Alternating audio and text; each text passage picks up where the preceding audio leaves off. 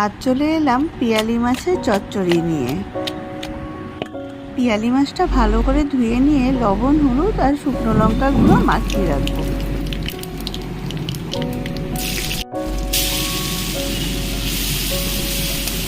আর এদিকে খুব সাধারণ উপকরণ রসুন, পেঁয়াজ আর আলু দিয়ে হয়ে যাবে।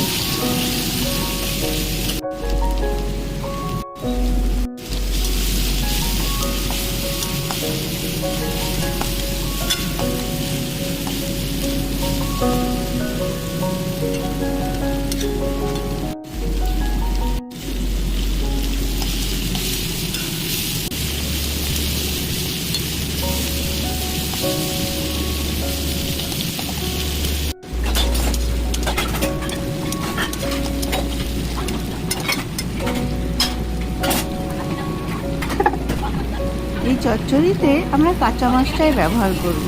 যখন ভাজা হয়ে আসবে সেই সময় সেখানে দেবো সামান্য জল।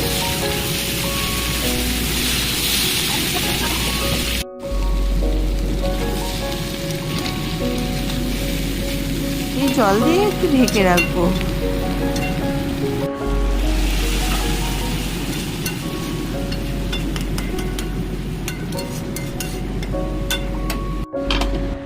ঢাকনাটা খুলে একটু দেখে নেব যেন জলটা পুরোপুরি টেনে যায় আর একটু তেল তেল যে ব্যাপারটা থাকে সেটা যেন চলে আসে।